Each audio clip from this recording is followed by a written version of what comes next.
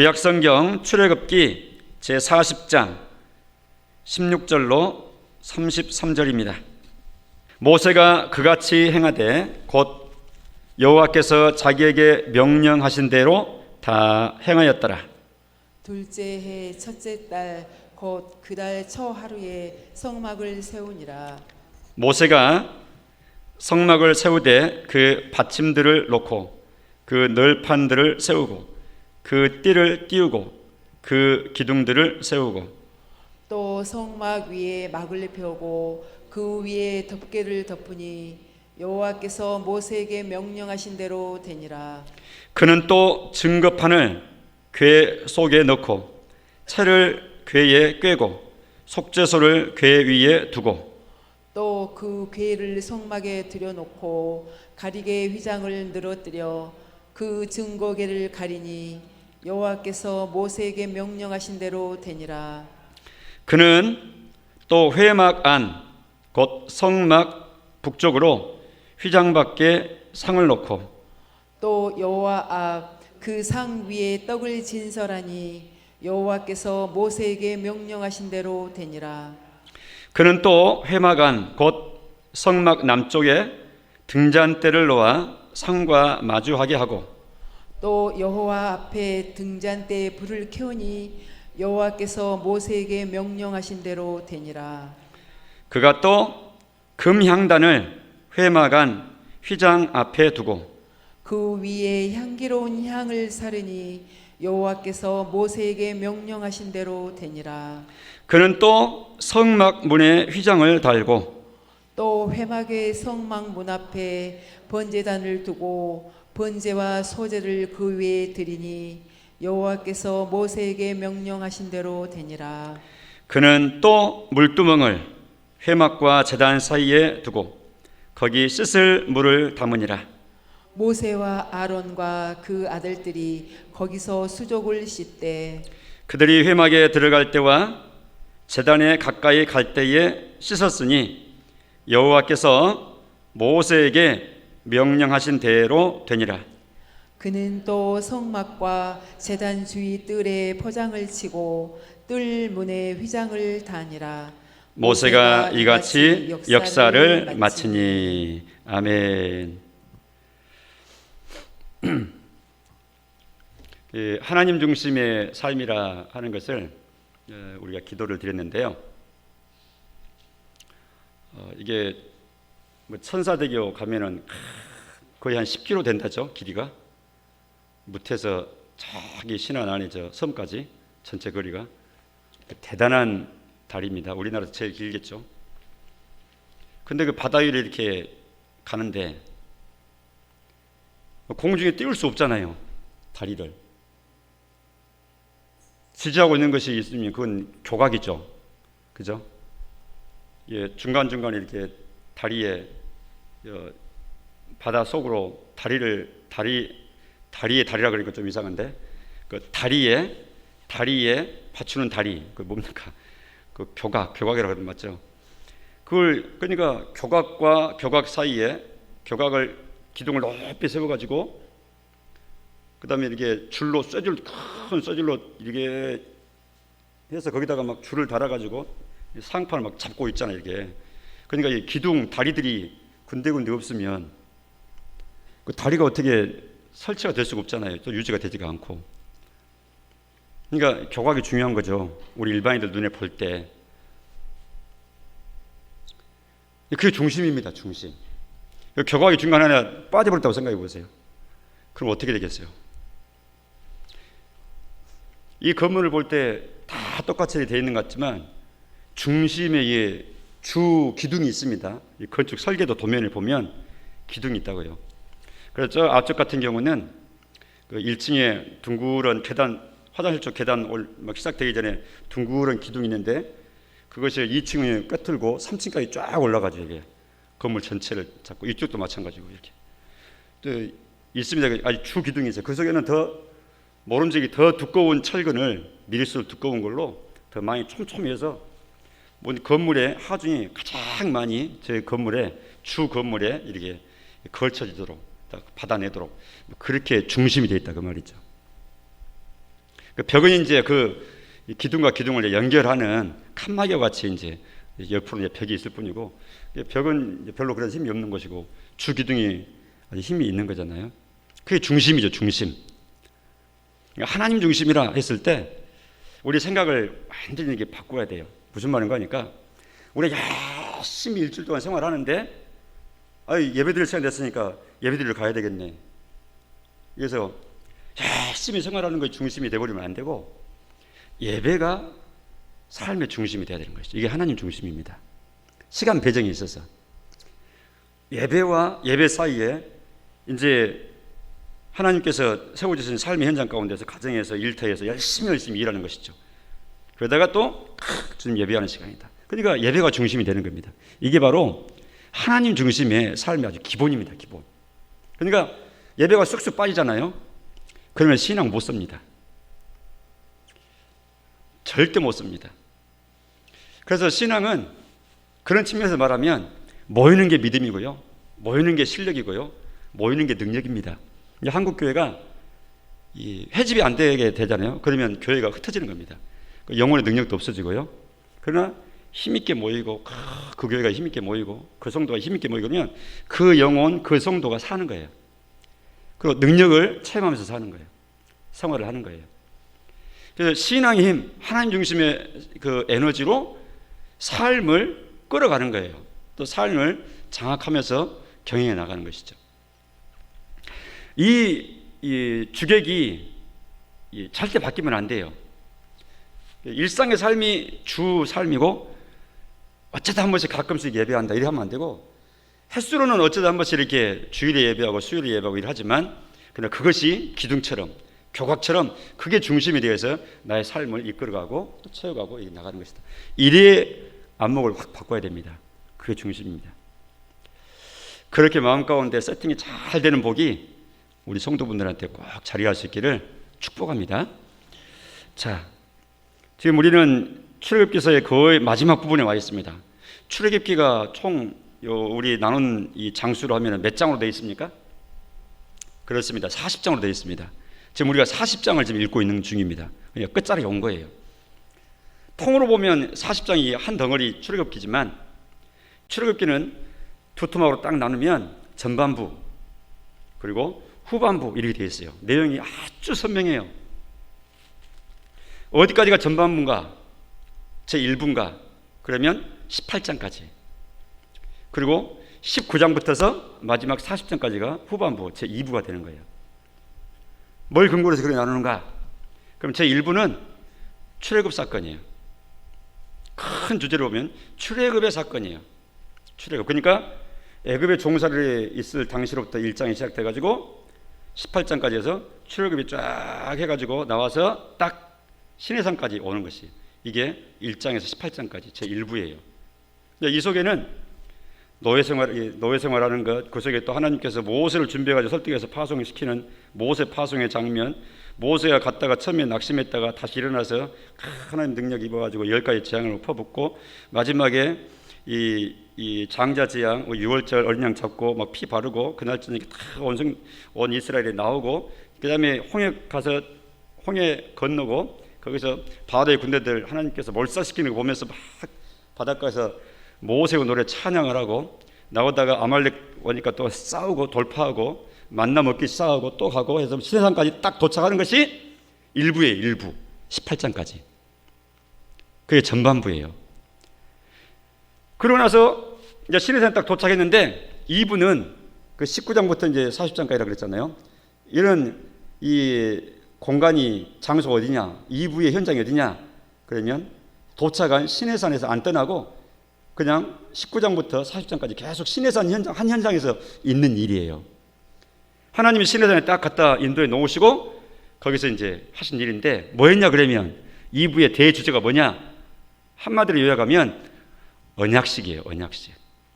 출애굽 시켜가지고 1부 때 출애굽시켜가지고 2부 언약 백성, 하나님과 백성 사이에 언약식. 나는 너희 하나님, 너희는 내 백성, 이렇게 딱 하는 거예요. 그 언약식의 내용이 이제 구체적으로 뭐냐, 모세를 불러오셔서 십계명 주시고 사회 기본법 주시고, 이제 언약에 필요한 법을 주신 거예요.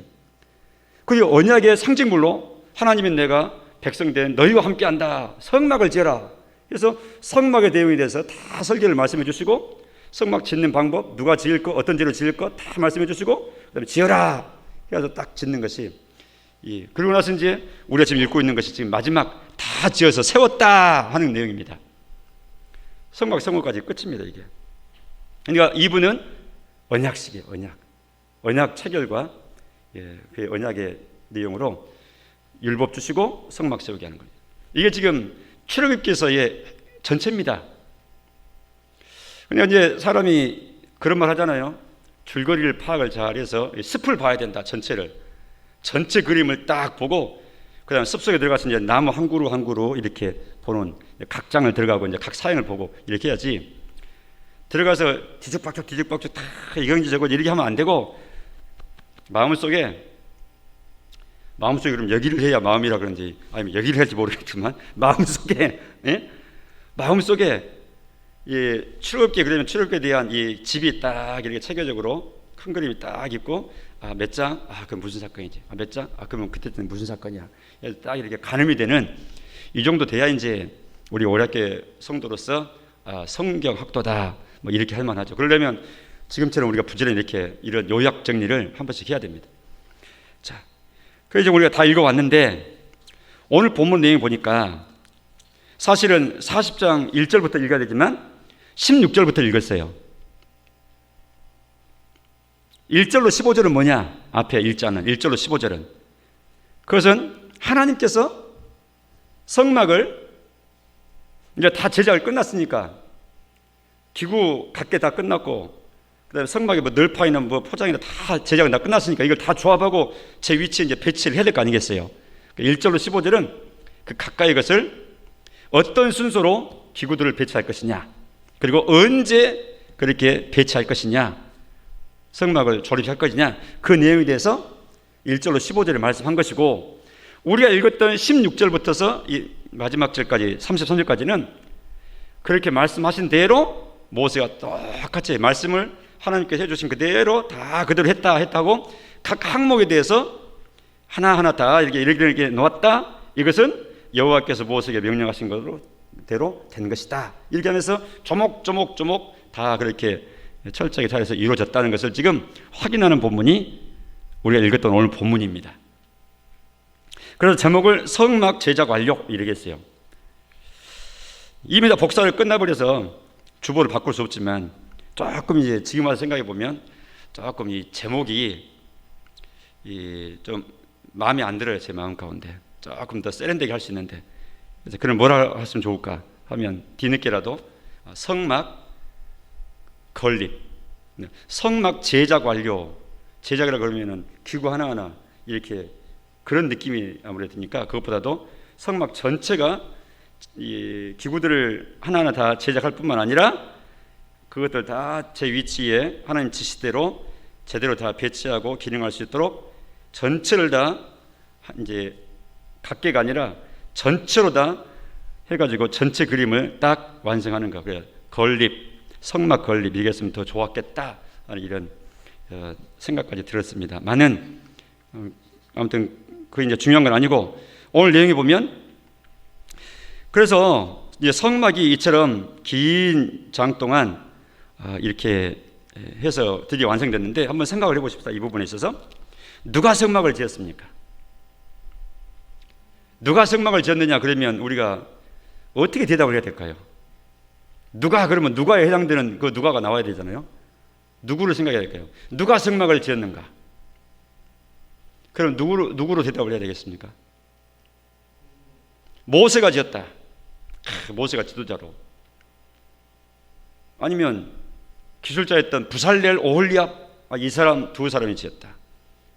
아니면 재료를 다 봉헌하고 막 자원해서 막 물질들 막 바치고 해서 할 수 있도록 다 동참했으니까 이스라엘 백성 전체가 지었다. 누가 지었다 해야 가장 옳을까요? 성막은 누가 지은 걸로 해야 됩니까? 예? 하나님? 그러니까 이제 우리 주일학교들이 하는 말이 있어요. 저야 이가지고 뭐 문제 되면 저요 해가지고 너 말해봐 그러면 하나님요 그러면 그러면 맞았네 해가지고 되게 그놈들이 꾀가 생겨가지고 되게 하나님이라 그러면 거의 맞더라고. 애들 마음 가운데 그 생각을 하는가 봐요. 저요 대답해봐 그러면 하나님이요 그러면 그럼 맞는 경우가 많이 있죠. 자, 한 번 더 기회를 드리겠습니다. 성막은 누가 지었습니까? 네? 네. 하나님 또 하실 분 안 계십니까? 그렇게 얘기하니까 다 쏙 들어가 버렸으니까.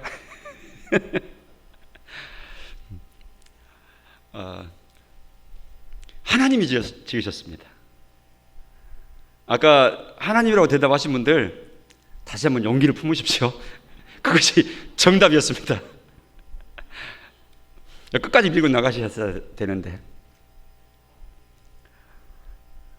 하나님이 지으신 거죠. 왜 그런가? 억지로 제가 그렇게 말하는 게 아니라 생각해 보세요. 그 하나님이 지으신 거죠. 왜 그러냐? 모세가 성막을 지어야 되겠구나 이렇게 생각했습니까?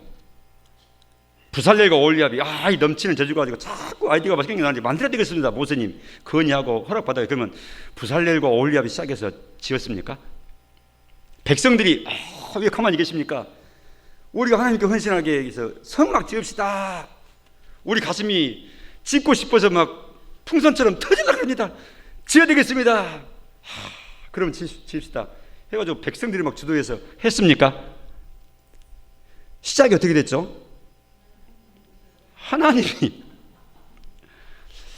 하나님이 시작해 하신 거예요. 하나님이 모세를 불러 올리셔가지고 하나님 성막 지어라. 그게 뭡니까? 이건 이렇게 하고 저건 저렇게 하고 항목은 이렇게 하고 그 속에 무엇을 만들어야 될지도 하나님이 정해주신 거고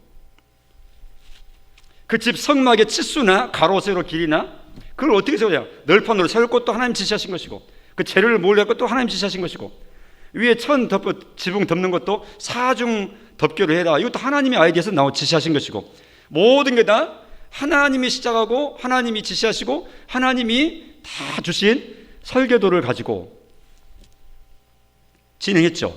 그러니까 주도권이 하나님께 있잖아요.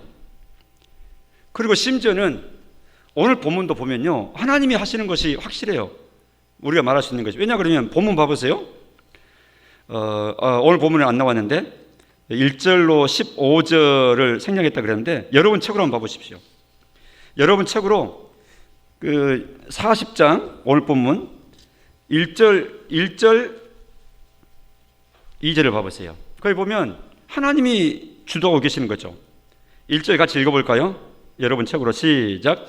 여호와께서 모세에게 말씀하여 이르시되 2절 너는 첫째 달 초하루에 성막 곧 회막을 세우고 그 다음에 이제 또 뭐하고 하신 거니까 여기까지 딱 끊으면은 성막을 세워라 이 말씀하신 거죠.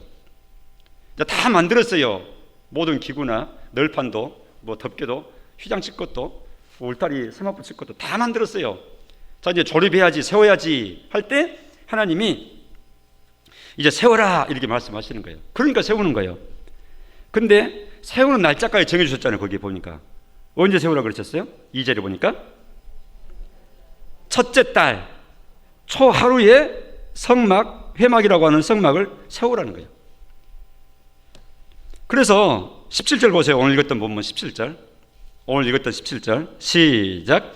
둘째 해 첫째 달 곧 그 달 초하루에 성막을 세우니라.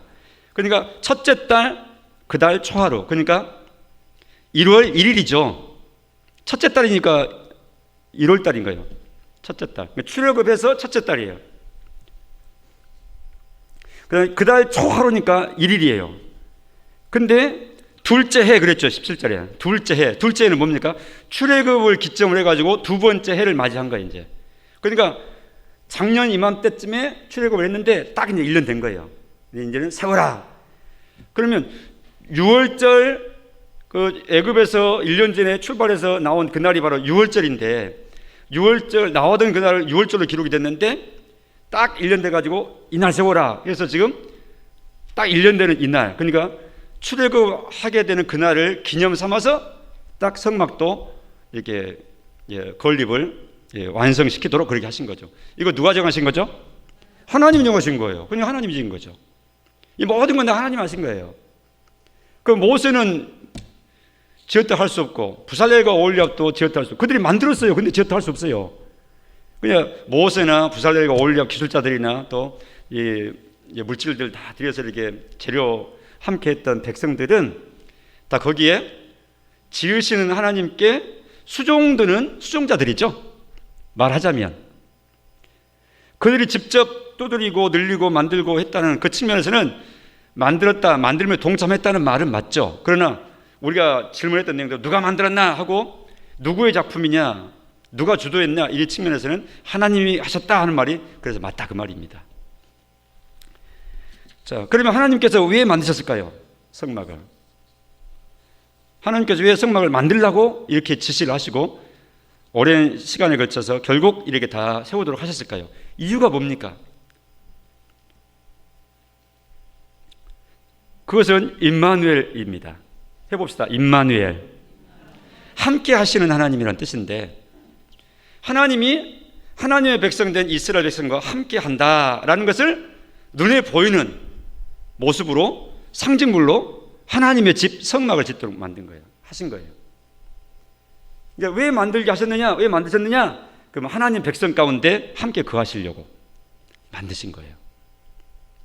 하나님은 온 우주에 가득 차게 안 계신 곳이 없죠, 물론. 그런데 아주 상징적인 자리입니다. 그렇게 하신 겁니다. 함께 한다는 것은 교제입니다. 교통입니다. 그리고 동행입니다. 그게 함께죠. 우리가 지난주에 그리스도와 함께 그렇게 했는데 예수님은 혼자 죽으시고 예수님은 혼자 십자가 죽으시고 예수님은 혼자 승천하시고 예수님은 혼자 보좌 앞에 앉으시고 한 게 아니라 함께 믿는 사람은 2000년 전에 예수님이 돌아가셨지만 이게 믿음의 신비라고 그랬죠. 내가 오늘날 2000년 후에 예수님 사건 십자가 사건이 있은 지 2000년이나 지난 오늘날 우리인데 내가 그 사건을 내 죄를 위해서 죽으신 예수님이라고 그냥 믿는 순간 믿는 이 믿음이 2000년 전에 십자가 죽으신 예수님과 함께 나의 그 전에 예수 믿기 전에 옛사람 하나님 대적하고 내 중심으로 살았던 그런 옛사람은 그 예수님이 죽으신 십자가에 놀랍게 내가 함께 십자가에 못 박혀 죽어버린 걸로 하나님은 선언하신다 그 말이죠. 받아sab니다. 믿음의 신비. 그렇게 계산하신 하나님께서는 그러니까 우리도 그리고 죽은 자로 알지니라 이렇게 주님 말씀하시잖아요. 그렇게 여겨야 돼요. 그런 줄로 알아야 돼요. 그리고 믿고 그런 사람으로 살아야 돼요. 실제로 옛사람 죽어버린 거예요.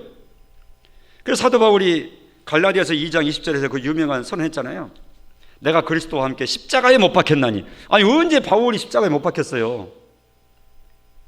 몸뚱아리는 예수님만 혼자 십자가에 못 박히셨지. 그러나 바울은 그렇게 감히 선언하는 것은 믿음의 연합을 두고 하는 말입니다. 우리도 마찬가지. 그러니 하나님께서 성막을 지으라 이렇게 말씀하신 의도가 있는데 그거는 내 백성과 내가 함께한다. 내 백성 그리고 나와 함께한다. 하나님과 백성이 함께하는 것, 연합, 교제, 교통, 동행. 연합해서 교제하고, 연합해서 함께 교통하고, 연합해서 함께 동행하고. 이것을 위해서 하나님께서 성막 지으라 그러신 거예요. 그러니까 우리 입장에서는 이런 이 하나님의 본심을 이렇게 전달받게 될 때 우리 마음의 반응은 자연스럽게 첫째, 감사합니다. 하나님 감사합니다. 죄인된 낮고 천한 나 같은 사람을 찾아오셔가지고 백성 삼으시고 함께 하시고 그렇게도 원하셨다니요. 이 내용을 깨닫고 깨달을수록 마음 가운데 기쁨과 환희가 가득 차게 될 겁니다. 그리고 하나님이 나와 함께 하신다는 그것이 어떠한 능력인 것을 체험하면 체험할수록 삶의 능력으로 드러나게 되는 거예요. 하나님은 그렇게 누리면서 살아가기를 원하시죠, 우리한테. 아니 어떤 부모가 자기 자식이 맨 밖에 나가서 울고 들어오고 젖 터지고 들어오고 그러게 누가 원하겠습니까? 들어올 때 씩씩하게 들어오고 그렇죠? 자신감 있게 행하고 이런 모습 얼마나 부모님이 좋아하시겠어요? 우리의 부모님도 우리한테 그랬었고, 우리도 우리 자식한테 그렇게 원할 거 아니겠어요? 병약하고 몸도 늙고 그러면 얼마나 부모 마음으로 아픕니까? 우리가 또 마찬가지입니다.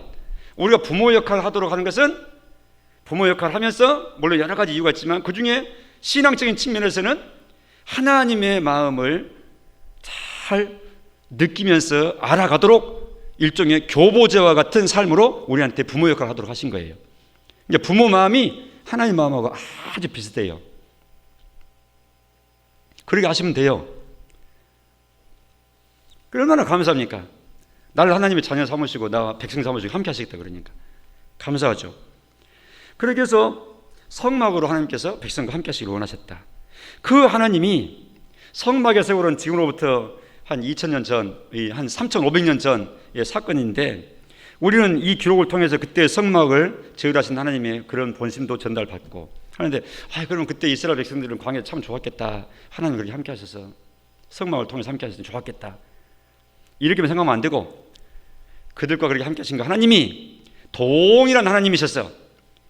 그 백성들은 한시적으로 한 100살 이쪽저쪽 살다 다 떠나갔지만 하나님은 돌아가시는 법이 없고, 그때 그들을 백성을 삼으시고 상대하셨던 하나님이 오늘날에는 여기 있는 우리들을 그 백성의 자리에 놓으시고 변함없이 그 하나님께서 백성된 우리와 함께 하시기를 원하신다 그 말이죠.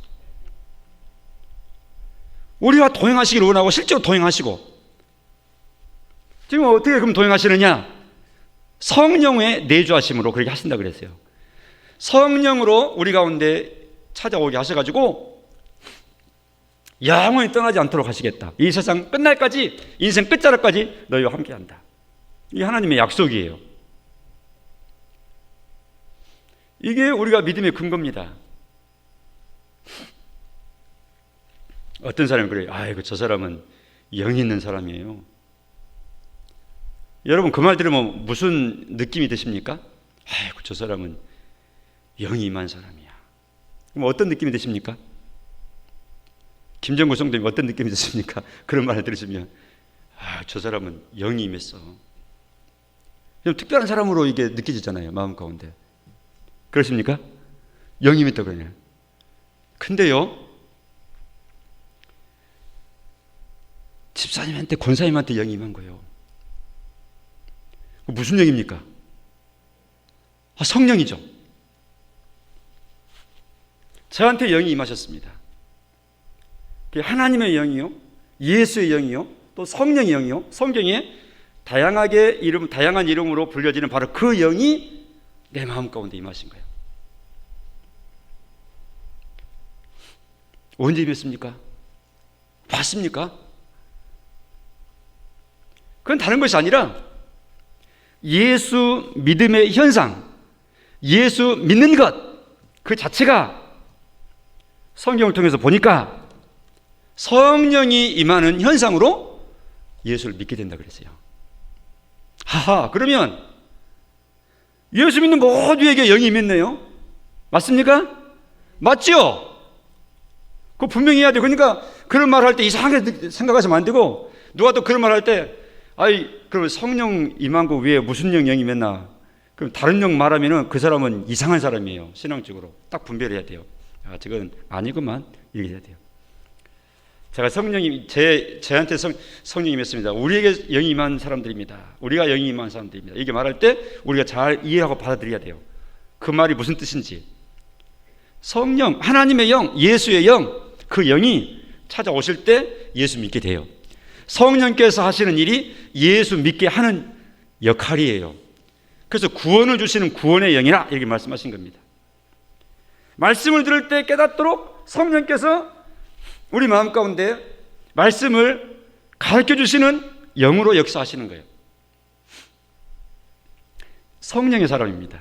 자, 이처럼 오늘날도 당시에는 오늘 본문의 이 당시에 이 백성들은 성막을 중심으로 해서 하나님 함께 하심을 이렇게 확인하면서 지냈지만, 오늘날에는 이런 눈에 보이는 이런 물질적인 성막 아니고 신약 시대, 이제 신앙이 계시가 더 만개된 이 시대에 하나님께서 하나님의 영으로, 하나님이 직접 우리 마음 가운데 영으로 임하셔가지고 함께 연합하셔가지고 동행하시고 교제하시고 교통하시고 함께 너희와 내가 하나로 살아가는, 이게 복 중에 복이야, 이렇게 말씀하시는 겁니다. 할렐루야. 그 복이 최고의 복인 거예요. 그러니까 하나님이 저 멀리 있고 난 따로 있고 어쩌다가 하나님한테 인사가 오고 그런 게 아니고, 내가 예수님 안에 있는 것이고 내가 아예 하나님 안에 들어와 있는 것이죠. 자, 이처럼 당시에 성막을 짓도록 하신 것은 하나님께서 백성과 함께 거하신다 하는 것을 백성들로 하여금 잘 이렇게 깨닫게 하시려고 하나님의 자리를 만들도록 그렇게 하신 겁니다. 오늘날도 그처럼 우리와 함께 하신다 하면서 감사와 그런 내용에 대한 확신과 또 그걸 바탕으로 한 하나님께 찬양과 예배가 늘 드려지는 우리의 삶이 되어야 될 것입니다. 오늘 한 가지 더 정리하고 마치겠습니다. 거기 보면 모세와 백성들의 그 자세죠. 우리가 읽었던 오늘 본문에 특별히 반복되는 계속 후렴구가 나오죠. 그게 어떤 표현이었습니까? 오, 맞습니다. 바로 그 부분입니다. 여호와께서 모세에게 명령하신 대로 되니라, 이렇게. 하나님께서 모세에게 이렇게 배치해라, 이렇게 만들어서 이렇게 배치해라, 이날에 배치해라 한 대로 그대로 됐다는 거예요. 그러니까 모세 입장에서 보면 뭡니까? 모세는 하나님께서 자기에게 지시하신 대로 모세가 다 그렇게 행했다는 말이죠. 그러니까 16절은 바로 모세 입장에서 진술하는 표현이 바로 16절입니다. 그 16절을 보십시오. 오늘 읽었던 모세가 그같이 행하되 곧 그 다음부터 시작. 여호와께서 자기에게 명령하신 대로 다 행하였더라. 그러니까 모세의 관점에서 볼 때는 모세가 여호와께서 자기에게 명령하신 대로 모세가 다 행하였더라. 이 행하였다의 주체는 모세가 행했다는 거예요. 이렇게 배치해라, 이렇게 해가지고 우리 순서를 보니까, 하나님 지시하신 순서를 보니까 지성소 안에부터 해가지고 쫙 이렇게 밖으로 마당으로까지 나오는 그런 순서로 지금 배치를 말씀하셨죠. 그대로 했다는 거예요. 그래서 이 16절에, 그 다음에 19절에, 21절에, 23절에, 25절, 27절, 29절, 32절 이게 다 확인해서 관찰해서 세보니까 무려 같은 내용의 반복이 곱하기 8, 8번이나 반복되고 있는 거예요. 8번이나. 여호와께서 모세에게 명령하신 대로 되니라. 여호와께서 모세에게 명령하신 대로 되니라. 다 같이 시작. 여호와께서 모세에게 명령하신 대로 되니라. 이 말이 7번 있고요, 모세의 관점에서 했던 16절까지 포함하면 8번이나 그 말이죠. 여호와께서 명령하신 대로, 여호와께서 명령하신 대로. 이것은 말씀대로 순종했던 것을 잘 보여주고 있는 겁니다. 여러분, 성경을 읽거나 무슨 다른 책을 읽거나 간에, 일반 우리 사회 무슨 책을 읽든지 간에 제가 여러 차례 설명을 드렸습니다. 반복이 나오는 것은요, 그게 중요하다는 뜻이다 그랬어요. 반복은 중요하다는 거예요. 그리고 중요하니까 반복해서 강조하는 거예요. 모세가 여호와께서 모세에게 명령한 대로 되니라. 여호와께서 모세에게 명령한 대로 다 행하니라. 철저한 순종입니다. 자기의 취향대로 배치하고 설치하고 한 게 아니고, 하나님 말씀하신 그 잘 듣고 잘 기억해서 수종들어서 수종자의 역할을 하는 거예요. 이걸 그래서 순종이라 그래요. 지금 우리가 읽었던 오늘 본문에는 그 멋진 단어 순종이 참 아름답게 지금 꼽혀 있어요. 이처럼 순종은 하나님의 일을 하는 데 있어서 가장 필수적인 요소입니다.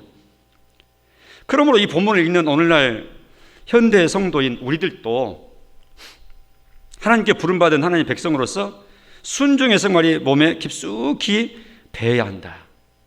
이것이 신앙생활의 매력이다. 또 하나님의 기쁨의 내용이다 하는 것입니다. 그래서 이런 모세의 모습은, 철저하게 순종했던 이런 모세의 모습은 소위 말해서 오늘 본문을 볼 때 모범으로 우리가 보아야 되는 거예요.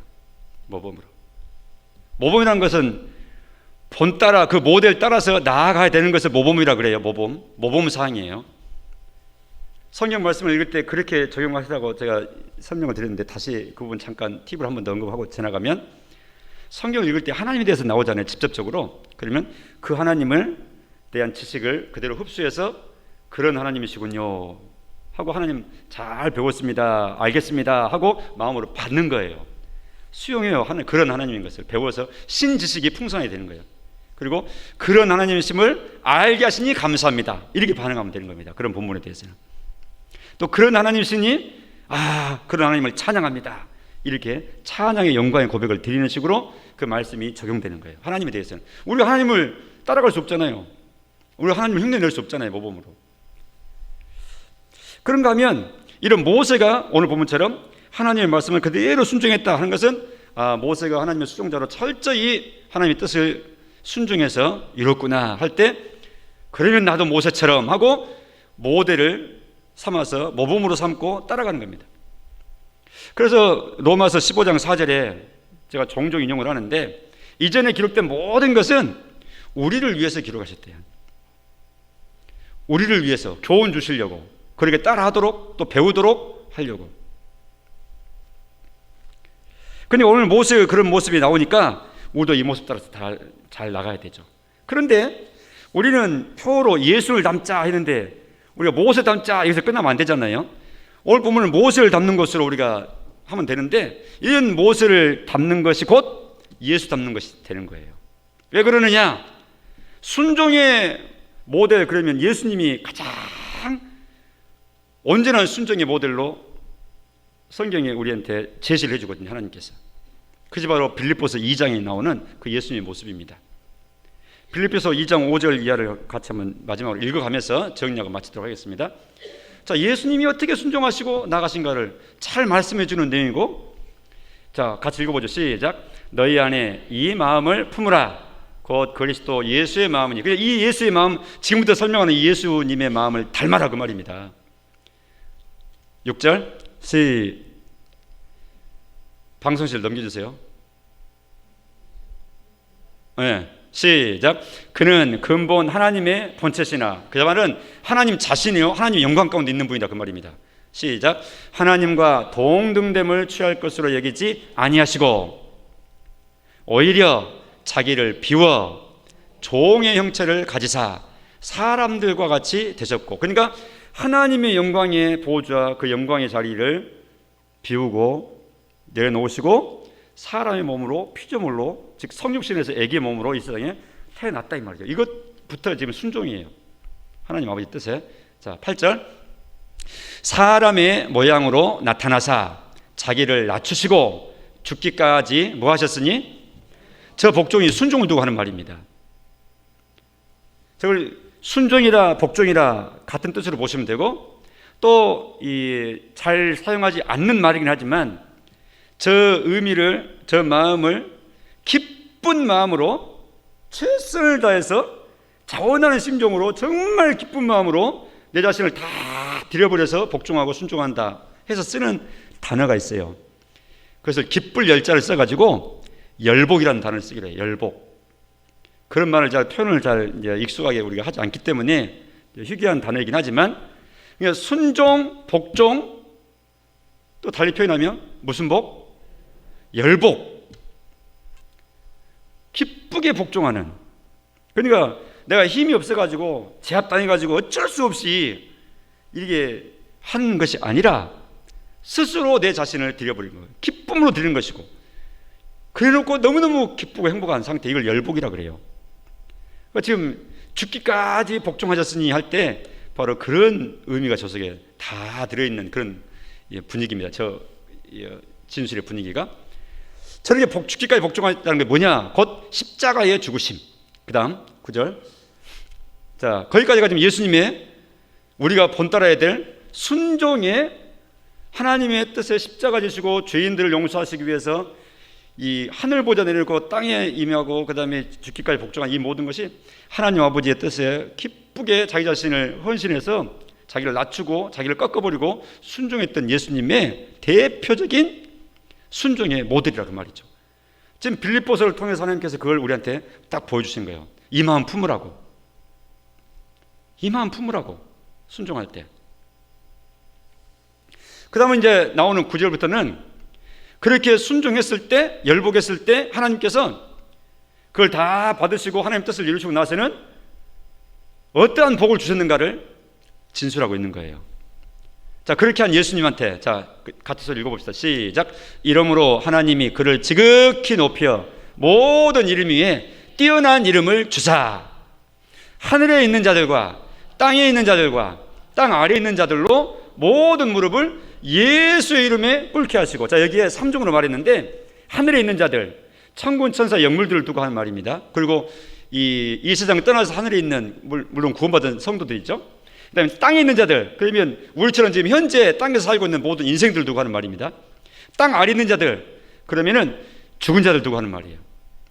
그러니까 산 자나 죽은 자나 영물이나 또 우리 육체를 가지고 있는 인생들이나 간에 모든 전 대상을 다 예수님의 이름 앞에 그 무릎을 꿇도록 예수님을 가장 높이시는 이런 높이심을 하셨다 그 말입니다.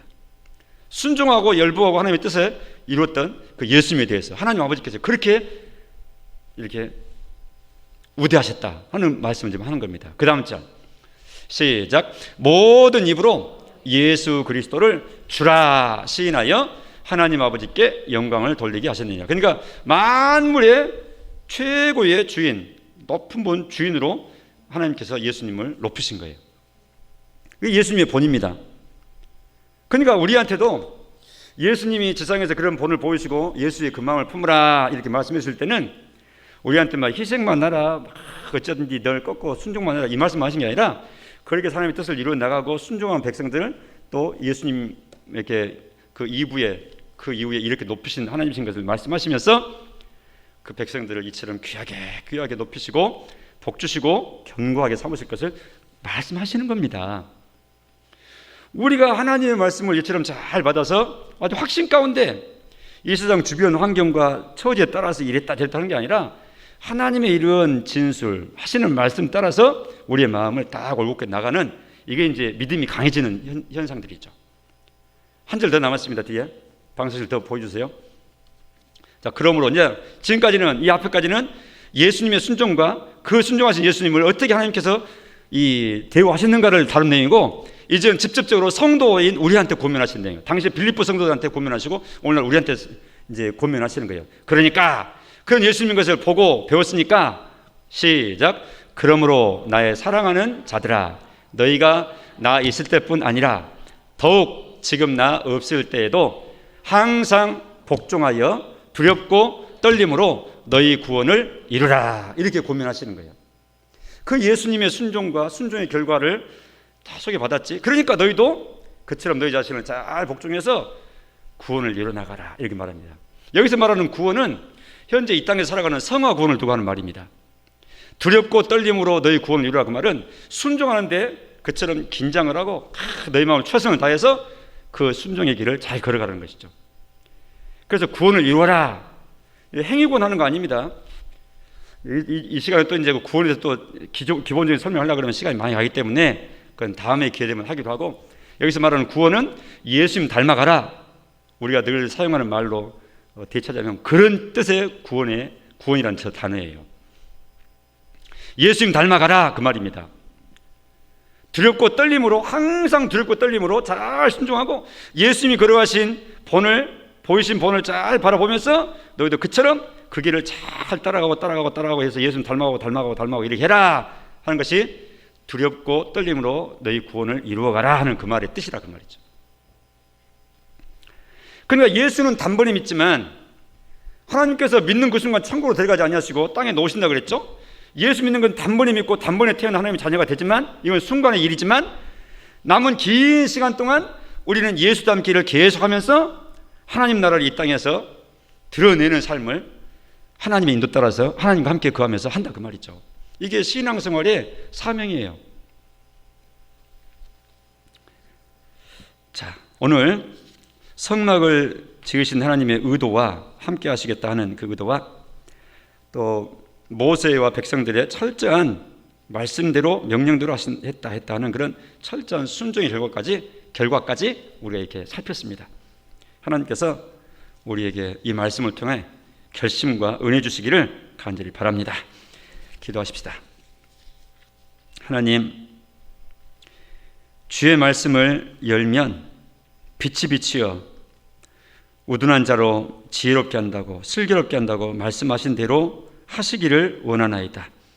우리가 주님의 나라의 원리, 주의 나라의 법, 하나님의 우리를 향하신 의중 잘 이해하고 이해해서 깨달아서 이 땅에 살지만 하나님의 나라의 법에 잘 적용받아 멋진 이 땅에서의 하늘나라 백성으로서의 삶을 살아갈 수 있도록, 능력을 발휘할 수 있도록 하나님이 도와 주시옵소서.